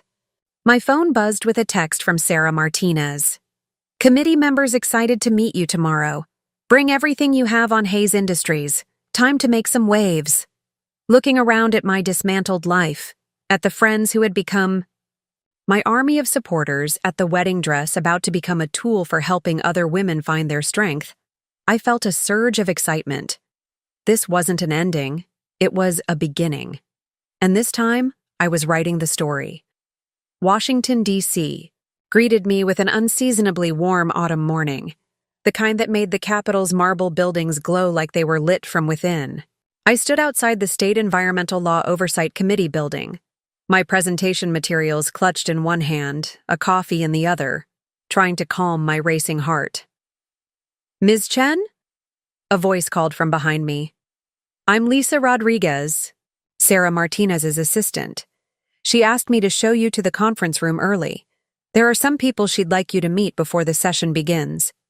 I followed Lisa through the imposing building, its corridors humming with purposeful energy. She led me to a large conference room where 3 people were already gathered around a table covered in documents. Sarah Martinez rose to greet me, her firm handshake and direct gaze exactly what I'd expected from our phone conversations. "Grace, welcome to Washington. Let me introduce you to James Wilson from the Environmental Protection Agency and Dr. Catherine Patel from the Center for Environmental Justice." Sarah's eyes held a glimmer of excitement. "They've been reviewing the evidence you sent over and, well, I'll let them tell you." Dr. Patel spoke first, her voice carrying the weight of 2 decades in environmental advocacy. "Ms. Chen, what you've uncovered, it's not just about one merger or one firm. The pattern you've identified, the way certain law firms are systematically undermining environmental protection regulations. It matches cases we've been tracking across multiple states." James Wilson nodded, pushing a folder toward me. "We've been trying to build a case for years, but we could never prove the connection between the firms. Your evidence, especially the communications about the Hayes Industries merger, could be the key to exposing the entire network." My hands trembled slightly as I opened the folder. Inside were dozens of cases, all following the same pattern I'd discovered in Nathan's files. Law firms working together to manipulate environmental compliance cases, using personal relationships and insider information to help corporations bypass regulations. "The committee session this morning isn't just about Hayes Industries anymore," Sarah said, watching my face carefully. "We're proposing the creation of a special task force to investigate corruption in environmental law practices nationwide, and we want you to lead it." The coffee cup nearly slipped from my hand. Lead it? But I just got here. I haven't even officially started with the committee. "Exactly," Dr. Patel interjected. "You're not entrenched in the system. You've proven you're willing to stand up to corruption, even when it's personally costly. And your background in both corporate and environmental law makes you uniquely qualified to understand how these schemes work. Before I could respond, Lisa reappeared at the door. Sorry to interrupt, but there's someone here asking to speak. With Ms. Chen, says it's urgent. She hesitated. It's Claire Thompson from Callahan and Associates. The name hit me like a physical blow. Claire Thompson, Nathan's other love, his real partner in both romance and corruption. I looked at Sarah, who nodded encouragingly. I think you should hear what she has to say, Sarah said quietly. Sometimes allies come from unexpected places. Claire was waiting in a small meeting room, her designer suit and perfect makeup a sharp contrast to her obvious nervousness. She stood when I entered, and I was struck by how young she looked, probably fresh out of law school when Nathan had drawn her into his schemes. I know who you are, I said, remaining standing. Why are you here? Because you're not the only one who's tired of being used as a pawn in someone else's game. She pulled out a thumb drive, placing it on the table between us. Nathan.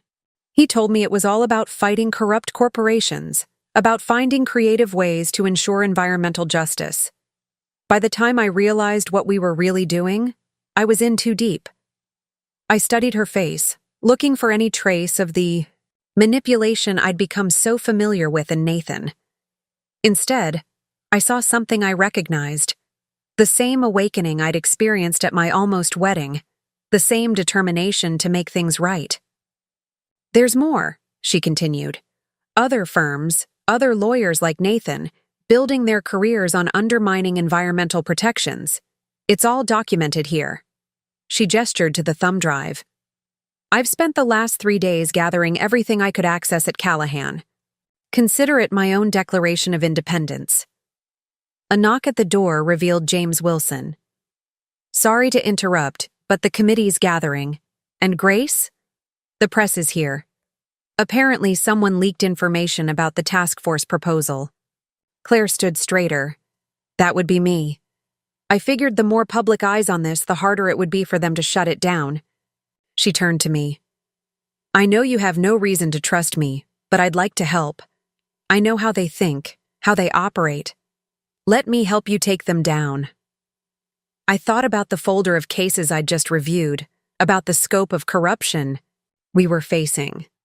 This wasn't just about Nathan anymore, or even about Hayes Industries. This was about changing the entire system. The task force will need inside knowledge, I said slowly. Someone who understands the networks, the relationships. I can give you that, Claire said quickly. All of it. No more secrets. No more schemes. Looking at her, I saw not the other woman, not Nathan's co-conspirator, but another lawyer who'd lost her way and was fighting to find it again. Sometimes, I realized, the most powerful allies are the ones who've seen the corruption from the inside and chosen to fight against it.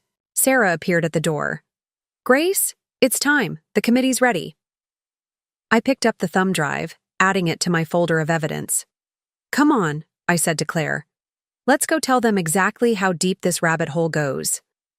As we walked toward the committee chamber, I couldn't help but smile at the irony. A week ago, I'd been preparing to say my wedding vows. Now I was preparing to testify before a state oversight committee, with my would-be husband's former mistress as my unlikely ally. Life, I was learning, had a way of taking unexpected paths, and sometimes those paths led exactly where you needed to go. 1 month after my non-wedding day, I stood at the podium in the National Press Club, facing a room full of journalists. The task force's preliminary findings had made waves in the environmental law community, and now it was time to make them public. My emerald green dress, the same one I'd worn on what should have been my wedding day, had become something of a trademark, a symbol of transformation that the media had latched onto. 6 weeks ago, I began, my voice steady and clear. I discovered evidence of systematic corruption in environmental law practices. What began as a personal revelation has grown into something much larger, a widespread investigation that has uncovered a network of law firms and corporate interests working together to undermine environmental protections. The cameras flashed as I continued, outlining the task force's discoveries. Behind me stood my team, Claire Thompson, now our key insider witness, Dr. Patel, whose decades of research had helped us connect the dots, and a group of dedicated lawyers and investigators who'd worked tirelessly to build our case. As of this morning, we have filed formal complaints against 12 law firms in 8 states, I announced. These actions represent just the beginning of our efforts to restore integrity to environmental law practice. The questions came rapid fire after my statement. One in particular caught my attention. Ms. Chen, sources say you discovered this. Corruption on what was supposed to be your wedding day. How has that personal experience influenced your approach to this investigation? I paused, considering the question. A month ago, it would have made me uncomfortable, perhaps even defensive. But now? What happened on my wedding day forced me to confront an uncomfortable truth, I replied. Sometimes the stories we tell ourselves about love, about success, about who we are, can blind us to reality. I had dimmed my own light, compromised my values, all in the name of fitting someone else's narrative. That awakening, painful as it was, helped me recognize similar patterns of compromise and corruption in our legal system. The reporter pressed further. And your former fiancé? Any response to his firm being named in today's complaints? This investigation isn't about personal vendettas, I stated firmly. It's about protecting our environment and upholding the law. My personal history with one of the involved parties only helped me understand how these schemes operate. But the evidence speaks for itself. After the press conference, Claire found me in my office. The view of the Capitol dome through my window still felt surreal sometimes, a daily reminder of how much had changed. You've seen the response from Callahan and Associates? She asked, handing me a press release. They're claiming we're driven by personal grievances, trying to discredit the investigation. I skimmed the document, noting the familiar defensive tactics. Let them, I said, setting it aside. The evidence is solid. We have documentation, witnesses, a paper trail that spans years. They can attack our motivations all they want. The truth will stand. Claire settled into one of my visitor chairs, a thoughtful expression on her face. You know, I barely recognize myself from a month ago, the woman who thought she had to play along with corruption to succeed in corporate law. She shook her head. It feels like a different person. I know exactly what you mean. I moved to the window, watching the sunset paint the sky in shades of pink and gold. The woman who was willing to smile and nod while her fiancé dismantled her dreams. Sometimes I want to shake her, tell her to wake up sooner. But she did wake up, Claire pointed out. And look what she's accomplished in just 1 month. My phone buzzed with a text from my mother. Just saw you on the news.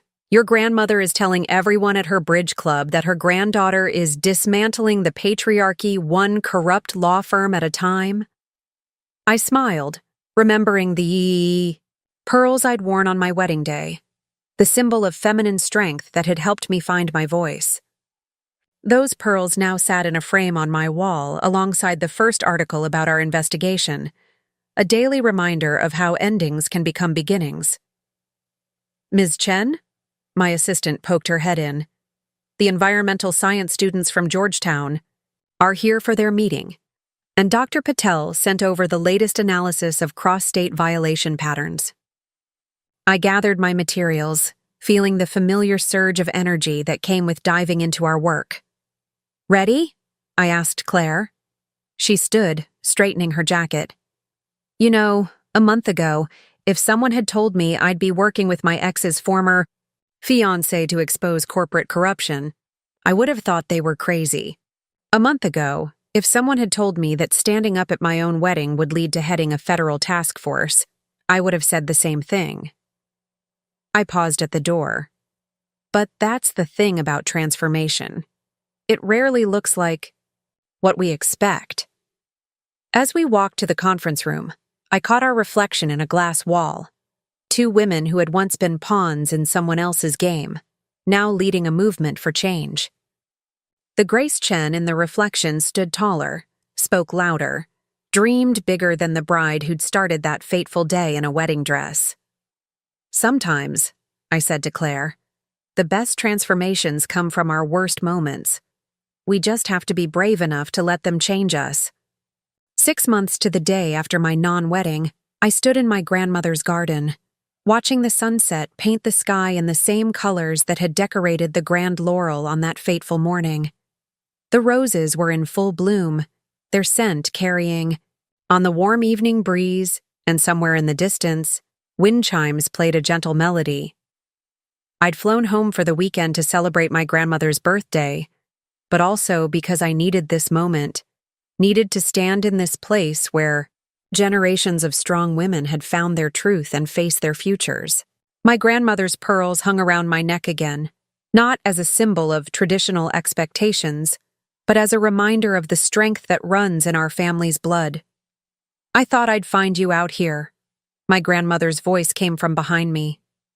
She joined me at the garden wall, her presence as steady and comforting as ever. You always did like to think among the roses. I was just remembering, I said, touching one of the blooms gently. You told me once that every ending is just a different kind of beginning. I didn't really understand what that meant until my wedding day. She smiled, the wisdom of years shining in her eyes. And what do you understand now? I took a deep breath, letting the evening air fill my lungs. That sometimes the life we think we want isn't the life we're meant to have. That our worst moments can become our best decisions if we're brave enough to learn from them. The past 6 months had been a whirlwind of change and challenge. The task force's work had expanded beyond our initial investigation, uncovering patterns of corruption that stretched across the country. We'd faced threats and pushback, attempts to discredit our work, and pressure to back down. But with each challenge, I'd found myself growing stronger, more certain of my path. Did I ever tell you, my grandmother said, settling onto the garden bench, that the day I left Harold Bishop at the altar, his mother called me a fool. She said I was throwing away my chance at a comfortable life, at social status and security. I sat beside her, smoothing my emerald dress, the same one I now wore to every major announcement or victory, my own personal symbol of rebellion and rebirth. What did you say to her? I told her I'd rather be uncomfortable and true to myself than comfortable and living a lie. She patted my hand. Sound familiar? I laughed softly. You know, Nathan sent me an email last week. His firm is under investigation, his career is in shambles, and he wanted to tell me he finally understands what he lost. Not just me, but his integrity, his chance to do something meaningful with his law degree. And how did that make you feel? I considered the question carefully. Sad, in a way. Not for what I lost, but for what he never understood. That real love, real success, they can't be built on lies. They have to grow from truth, even when that truth is uncomfortable. The garden had grown darker, but small solar lights began to twinkle among the flowers. My mother's birthday gift to her mother, a modern touch in this traditional space. It seemed fitting somehow, this blend of old and new, just as my own. Life had become a blend of traditional legal practice and revolutionary change. You know what the biggest surprise has been? I asked, more to myself than my grandmother. Finding out that my voice is strongest when I'm speaking not just for myself, but for something bigger. Every time we expose another corrupt scheme, every time we protect another community's environmental rights, I feel more like the person I was always meant to be. That's because you've finally stopped trying to fit your dreams into someone else's frame, my grandmother observed. You're creating your own picture now. She was right. The task force had grown into something I could never have imagined. 6 months ago, We weren't just investigating corruption. We were changing how environmental law was practiced, creating new standards for corporate accountability, inspiring a new generation of lawyers to prioritize justice over profit. And, personally, I'd found a kind of happiness I hadn't known was possible. Not the carefully curated contentment I'd convinced myself to feel with Nathan, but something wild and real and entirely my own. My apartment in Washington overlooked a small park, and every morning I watched the sunrise paint the trees gold, reminding me that each day brings new opportunities for growth and change. "Grace," my grandmother said softly, "I want you to have something." She reached into her pocket and pulled out a small velvet box. Inside was a delicate silver pendant in the shape of a phoenix. "I bought this the day after your non-wedding. Do you know why?" I touched the pendant gently, feeling its intricate details under my fingertips. "Because a phoenix rises from the ashes?" "Because a phoenix doesn't just rise, it transforms. It takes what could have destroyed it and turns it into something beautiful." She fastened the necklace alongside her pearls. "Just like you did." Standing in that garden, wearing both the old pearls and the new pendant, I felt the truth of her words deep in my soul. 6 months ago, I'd thought my life was ending. Instead, it was transforming, taking everything that could have broken me and turning it into something stronger, something truer. "The stories we tell matter," I said finally, watching the last light fade from the sky. "Not just the ones we tell others, but the ones we tell ourselves." For too long, I told myself a story about fitting in, about being the perfect bride, the perfect partner, the perfect lawyer. But the real story, my real story, was waiting for me to be brave enough to tell it. My grandmother stood, offering me her arm with the same grace she'd shown on my wedding day. "And what story are you telling now?" I smiled, linking my arm with hers as we walked back toward the house where family and friends waited to celebrate. "A story about truth, about transformation, about discovering that sometimes the most beautiful moments in life come not from following the path we're given, but from having the courage to forge our own." Above us, the first stars were appearing in the darkening sky, each one a point of light in the vast unknown.